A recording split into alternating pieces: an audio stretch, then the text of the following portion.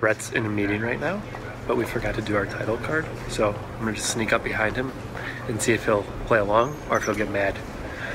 Let's see. Technology that is year round, with or without the currency.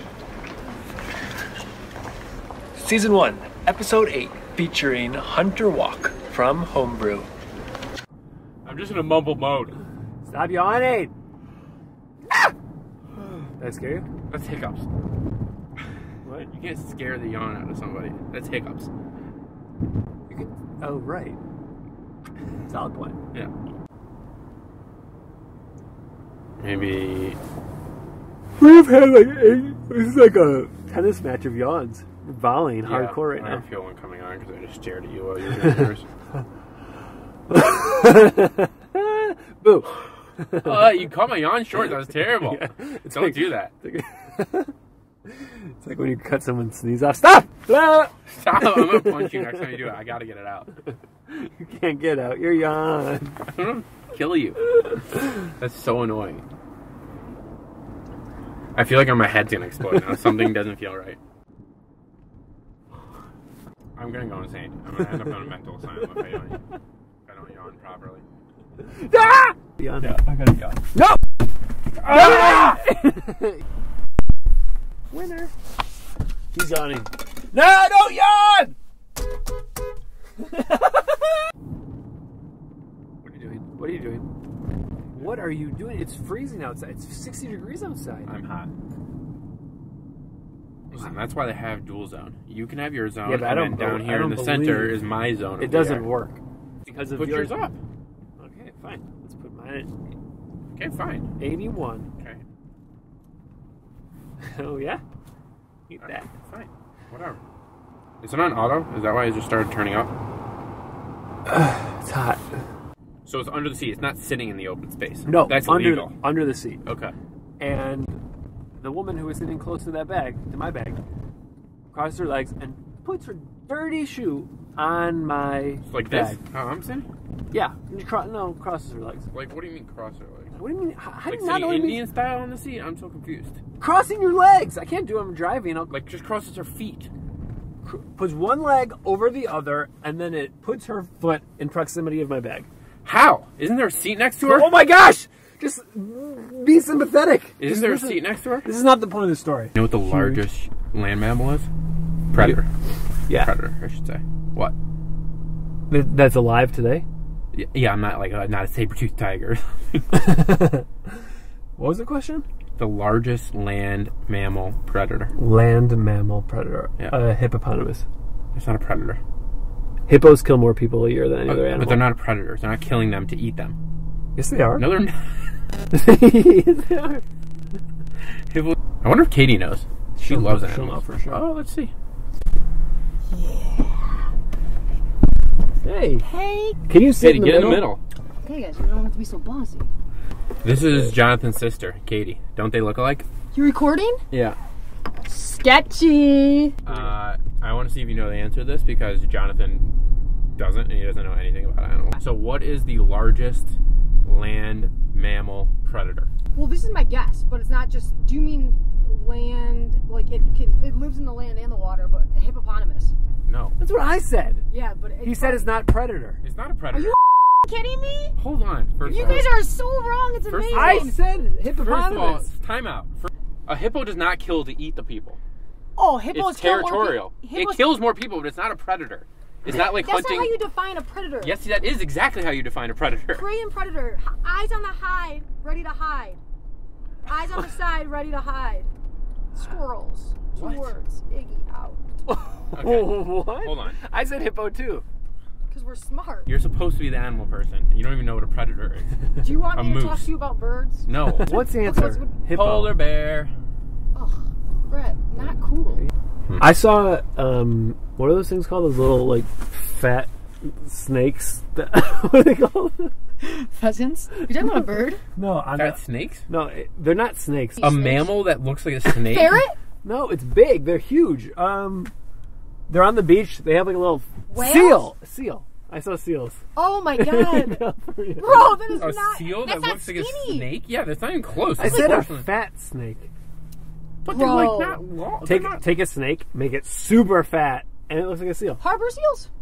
Is that what you saw? I don't know. We were in terrible, Northern yeah. California. It was amazing. Although I enjoyed watching you wiggle around. Oh, it's all you.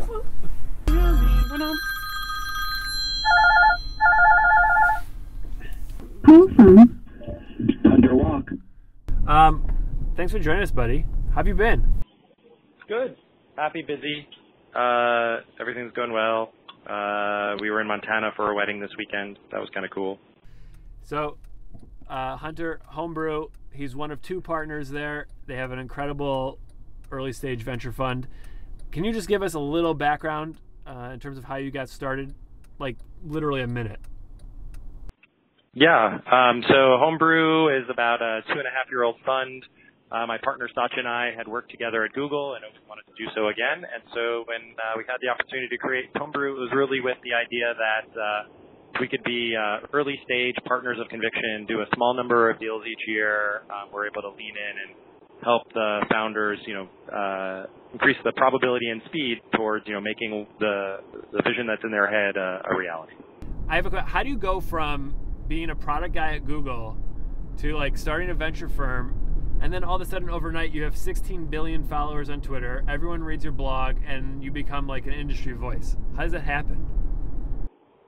Well, I think you've probably rounded up some of those numbers in terms of reach, but started out at Second Life, the early virtual world project, and then was at Google and YouTube for about 9 years, and those gave me the chance to I think represent some of the work that I was doing and our teams were doing publicly, and so I wasn't an unknown quantity. And then once I no longer had to worry about, what I was saying being summarized as Google executive, trashes, company XYZ, or, allow those things to become controversies, I could speak in even more, I guess, of a transparent, authentic voice. So the way I think about it is I write in two situations: when I think I figured something out, or when I'm not sure how something is supposed to work and want feedback. And it's the discussion that emerges from those that gets me the most excited. Do you think that your online personality and your real life personality are the same? I try. I mean, one big moment for me, I think, in my life was, about when I was in grad school, 1998, 99, 2000, where I sort of realized that the only way that I was probably going to be happy was not to separate sort of personal and professional, and for better or for worse, with one comes the other. Also I think as an introvert who, lives an extrovert's life, sometimes being able to do things from behind a keyboard, as opposed to, at a bar, especially now that I have a 3.5-year-old, is a great way to connect with people regardless of space, time, or distance, who might share my interests. New question. What would it take for someone to poach you away from your own firm? I think if for some reason, Homebrew ceased to exist, I'd probably do something that looked more similar to the Homebrew model, early stage, leaning in, with sort of, capital behind me, than necessarily, wanting to shift our model to be a larger fund, or ever finding a seat at somebody else's table to be attractive. Satya's been at large funds before, and I've certainly, had similar outreach over the years, and I think we've been very deliberate about wanting to create something that we think can be both successful and impactful, and then be judged by the results. So it's great, to have, a nice first 2.5 years and to have folks sort of excited about what we're doing. But ultimately, at the end of the day, we're going to raise funds based on our returns, not our retweets. And so we're really focused on, on building our platform and delivering for the entrepreneurs we're able to back. It's not so clear. Many people don't speak about it. From what do GPs have to return to LPs in order for them to actually be excited? Sure. Well, I think it depends on stage, and also essentially at the early stage, you're taking one of two strategies. You're taking a strategy, in my mind, that spreads a lot of investment, smaller checks, and increases the probability, of hitting a 3x return, decreases the probability of underperforming, but also to some extent limits the upside because you don't have a concentrated approach. Then there is another model which says do a smaller number of larger investments. It gives you a greater probability of, let's say, hitting 3x to 5x net return, but also dramatically increases the probability of under-returning, of not meeting your investors' results, which I sort of describe as 2x or below for sort of the risk time-weighted capital that we have. So we're obviously in the latter, where sort of our strategy is to invest in 8 to 10 companies a year, where we're putting enough capital behind each one that in a success scenario, its outcome could be meaningful to the fund. That means you're putting us in the 3 to 5x bucket. Where if you're then able to, catch a few companies that really outperform, you start to, get into the multiples of returns that best of class does. But I don't think, you can shoot for an 8x, a 10x, a 12x, a 15x, sort of these mythical returns. But I don't think that that actually equates to strategy. That equates to skillful deployment of a specific strategy, and our strategy is one that looks at, concentrated investments as opposed to 50, 75, 100 investments a year. This one's a little bit more out there, but if you were a street sign, what street sign would you be, and why? Is this the version of what tree would you be? I've never heard what tree would you be. Well, you can answer that one too. I know about one tree, so. How many species of trees do you know?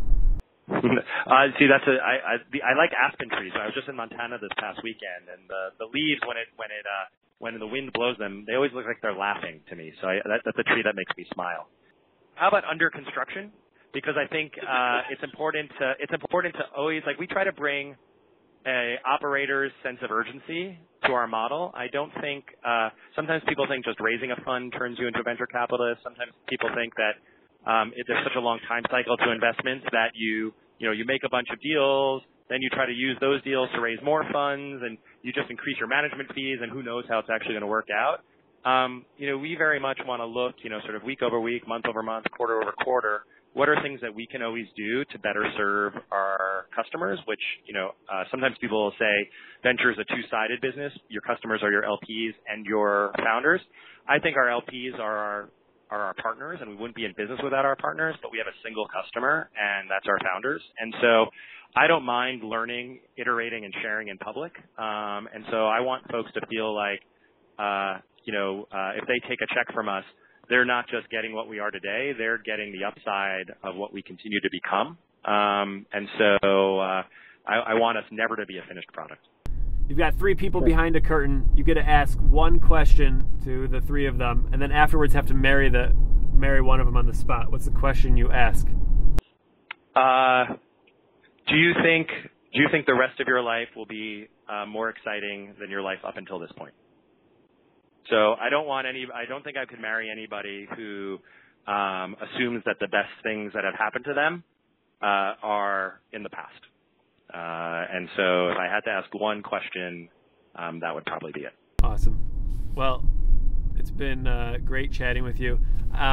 You should know, Hunter, since you're very sophisticated, that things like Carpool cost a great deal of resources to get off the ground. So on average now, we're actually down this week a little bit. The cost has fallen to about 96 cents per episode. So we would be honored if you'd sponsor this 96-cent episode, Homebrew. Yeah, let me know your Square cash tag, and it'll be right on its way. I'll round up and I'll pay it forward per my mentality and save the next person a few pennies. This week's episode brought to you by Hunter. No, call recording. Don't turn off. What happened? You still there? Hunter, thank you so much. You're great. Keep up the good work. Send us awesome deals, please. And look forward to staying in touch. Awesome. Thanks, guys. Take it easy, buddy. Brett just waved at you. That was really funny. I don't know why I do that. I don't know why you do that. I always do that. I always go, bye. See you later. Because they'll see it when they watch the video. I know. Like, wow, that was really nice. He waved a polite hand gesture goodbye, and Jonathon did nothing. I went like this. You didn't. You did not do a hat tip. You didn't see me? Hat tip. Good day, sir. Oh, you curtsied too? I curtsied. I curtsied and hat tipped. Oh, that's good. I said thank you so much. Brett's in a meeting right now, but we forgot to do our title card, so I'm gonna just sneak up behind him and see if he'll play along or if he'll get mad. Let's see. Technology that could be around with or without the currency. Season 1, Episode 8, featuring Hunter Walk from Homebrew.